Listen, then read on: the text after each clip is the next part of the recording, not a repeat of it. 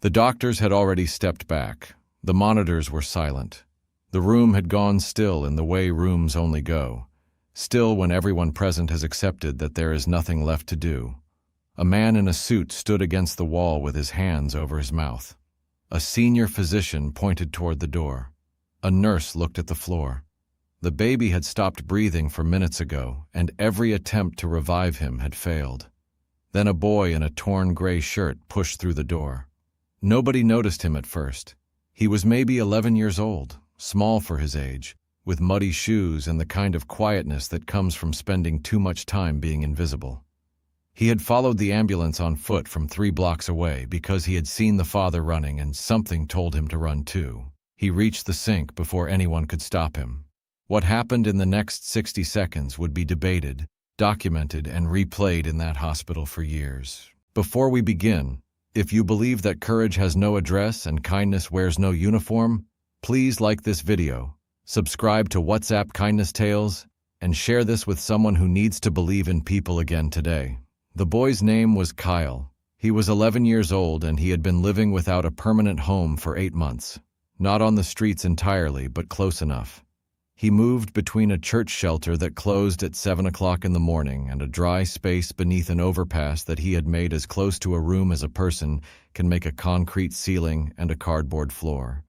He had a backpack with 3 items in it: a change of socks, a photograph of his mother, a small book about the human body that he had found in a donation bin outside a clinic 2 years ago and had read so many times the spine had split. That book is important. Remember it. Kyle had been curious about medicine since he was 6 years old when his younger sister stopped breathing for almost a minute during a severe allergic reaction, and a paramedic had arrived and brought her back with calm hands and precise movements that looked to Kyle like the most important thing he had ever witnessed a human being do. He decided that day that he wanted to understand the body, how it worked, what could go wrong, what could fix it. Without school access, without a library card that stayed valid when you had no fixed address, he read whatever he could find. Donated medical pamphlets, outdated textbooks left outside campus buildings, that battered book about the human body which explained in a chapter on infant emergencies what to do when a baby inhaled water or fluid and the airway needed to be cleared before the lungs could restart. He had read that chapter many times. He had never imagined he would need it. The morning it happened began like most of Kyle's mornings. He was sitting near the entrance of a park 2 blocks from the hospital eating half a granola bar he had saved from the shelter the night before, watching the city arrive at itself. He noticed the man first. Expensive suit, running in a way that men in expensive suits almost never run, with total abandon, with no awareness of who was watching because something had overridden everything except the emergency.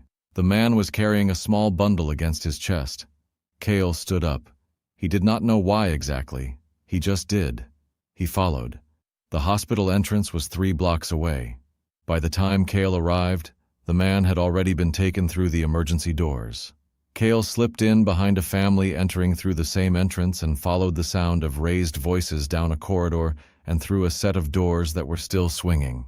He came into the room just as the senior physician was raising his hand and saying the words no parent is ever prepared to hear. The baby, 8 months old, had been found unresponsive at home. The preliminary assessment suggested he had inhaled fluid while in a bouncy seat that had tilted during a brief moment his father was in the next room. By the time the father found him, too much time had passed. The team had worked for 4 minutes on arrival with no response. The man in the suit, the father, was pressed against the wall. His name was Garrison Vale.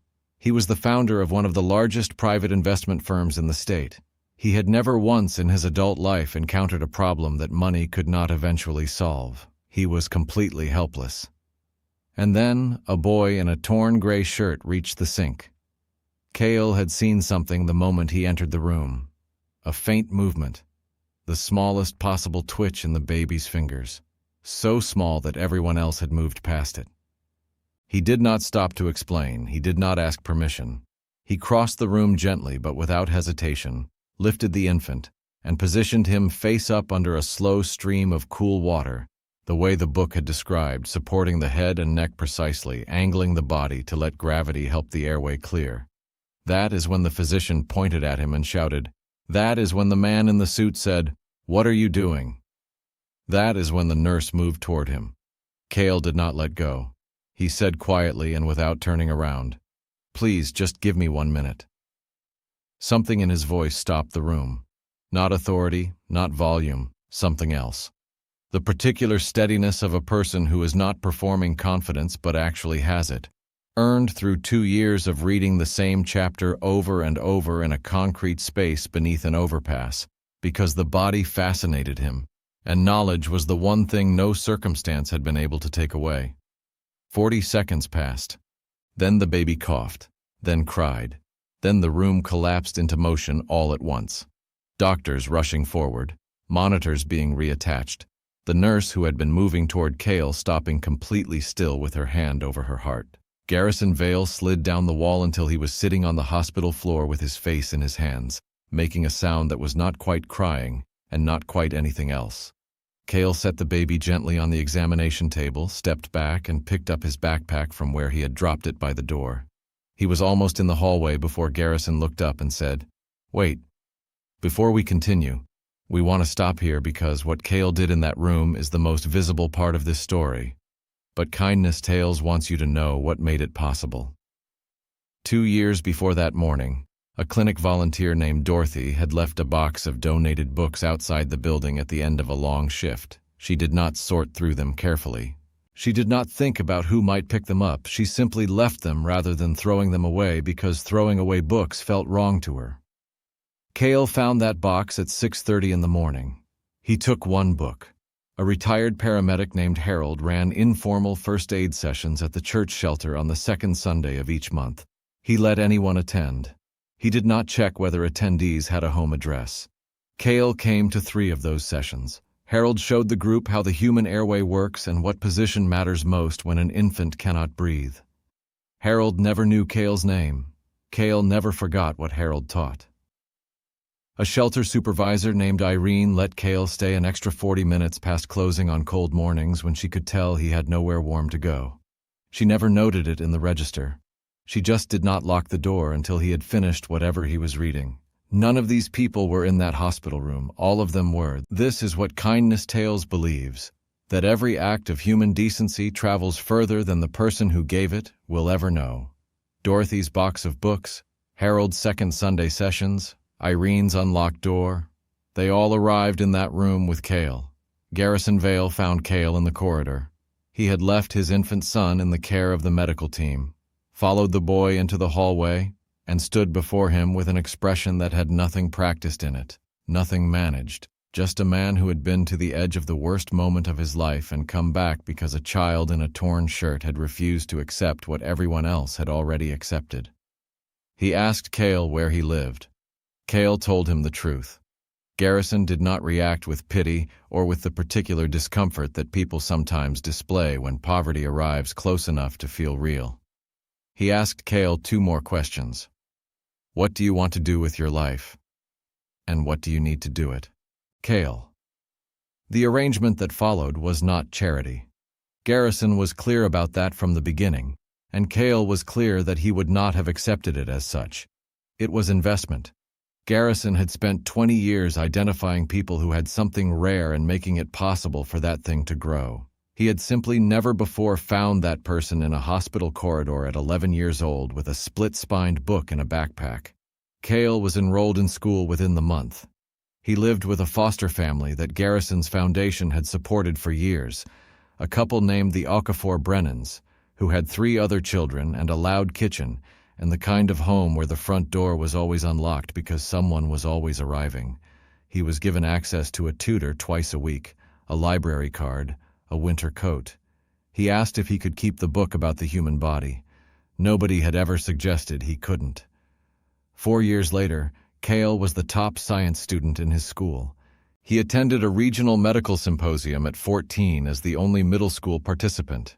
He sat in the front row and asked 2 questions that the presenting physician later described to a colleague as the most precise questions anyone had asked all day.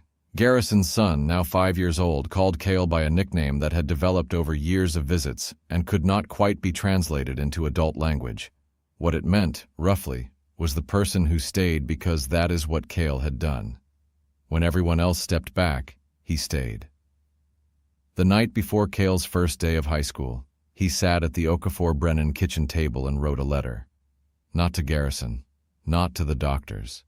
He wrote it to Dorothy, whose full name he had eventually learned by tracing the clinic donation box back to its source. He wrote it to Harold the paramedic, now retired to a smaller town 2 hours away. He wrote it to Irene, the shelter supervisor. He told them what their small decisions had made possible. Dorothy wrote back within the week. She said she had not thought about that box of books in 2 years and had cried for 20 minutes after reading his letter and then called her sister to read it again. Harold wrote back on paper so old that it had yellowed at the edges and said that he had taught those second Sunday sessions for 11 years, and this was the first time he had ever heard what happened after. Irene did not write back, but the shelter director told Cale months later that Irene had framed the letter and hung it on the wall beside the door she used to leave unlocked on cold mornings. The door she still left unlocked. Never count out a person because of where they are sleeping tonight. Never assume that because someone has nothing they know nothing. Never mistake quietness for emptiness or worn shoes for a small life. And never forget that the knowledge which saves a life might live in a box left in a box on a pavement by someone who simply could not bring herself to throw it away. If this story moved you, please like this video, leave a comment and share it with someone who needs to believe in people today. Subscribe to Kindness Tales for more stories of courage, resilience, and the quiet human decisions that change everything. Because kindness does not always arrive in a white coat.